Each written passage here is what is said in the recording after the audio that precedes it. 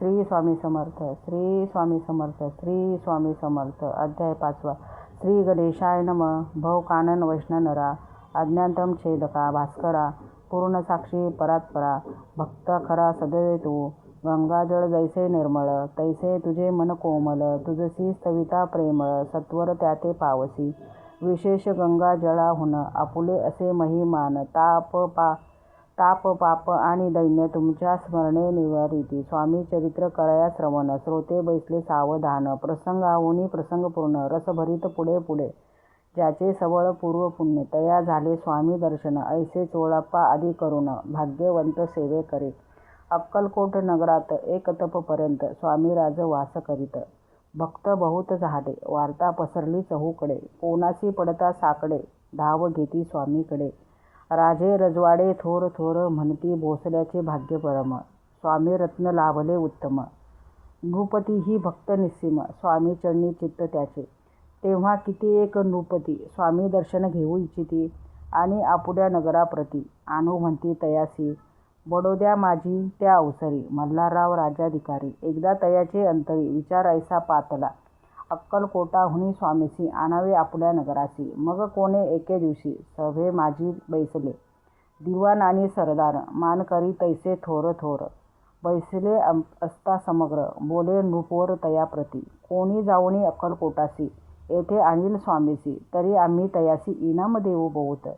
त्यांचा राखू सन्मान, लागेल तितुके देऊ धन. ही वटपुरी वैकुंठ भवन, बसता स्वामी होईल. कार्य जाणूनी कठीण, कोणी न बोलती वचन, कोणा एक लागून गोष्ट मान्य करवेला. तेव्हा तात्यासाहेब सरदार होता योग्य आणि चतुर. तो बोलता झाला, उत्तर नृपा लागी परी ऐसा, आपुली जरी इच्छा ऐसी, स्वामी ती आणावे वटपुरीसी, तरी मी आणीन तयासी, निश्चय मानसी असू द्या. ऐसे ऐकोनी उत्तर संतोषला तो नृपवर. तैसी सभाही समग्र आनंदित झाले. संजीवनी विद्या साध्याकरिता शुक्राजवळी कच जाता, देवी सन्मानिला होता बहुत आनंदे करोने. नृपतीसह सकळ जणे, त्यापरी त्या साथी सन्मानाने.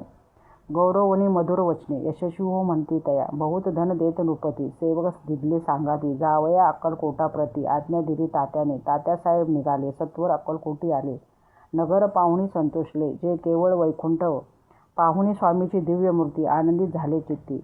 तेथील जनाची पाहुणी भक्ती, धन्य म्हणती तया ते. अक्कलकोटीचे नृपती, स्वामी चरणी त्यांची भक्ती. राजघराण्यातील युवती, त्याही करीती स्वामी सेवा, आणि सर्व नागरिक तेही झाले स्वामी सेवक. त्यात वरिष्ठ चोळापादी, सेवे करी निस्सीम. ऐसे पाहून तात्यासी विचार पडला मानसी, या नगरातून स्वामीसी कैसे नेवू आपण. अक्कलकोटीचे सकळ जन, स्वामी भक्त झाले पूर्ण. स्वामी जेही मन रमवून केले असेल त्या ठाया, प्रयत्नांती परमेश्वर, प्रयत्न कार्य होय सत्वर. लढवून युक्ती थोर, कार्य आपण साधावे, असा मने विचार करून कार्य आरंभिले तात्याने. संतुष्ट राहावे सेवकजने, ऐसे सदा करीताती. करुणी नाना पक्वाने, करीती ब्राह्मण भोजने. दिदली बहुसाल दाने, याचक धने तुप्त झालकीरी. स्वामीची या पूजेप्रती नाना द्रव्ये समर्पिती, जेणे सेवेकरी संतुष्ट होती. ऐसे करीती सर्वदा प्रसन्न व्हावे भक्तवत्सले. कार्य साधावे आपणे, म्हणून नाना उपाय केले. द्रव वेचिले तात्याने, ऐशियाने काहीनच झाले. केले तितुके व्यर्थ गेले, तात्या मनी खिन्न झाले. विचार पडला तयासी, मग लढविली एक युक्ती. एकांती गाठून चोळप्पा प्रती, त्या लागी विनंती करीती.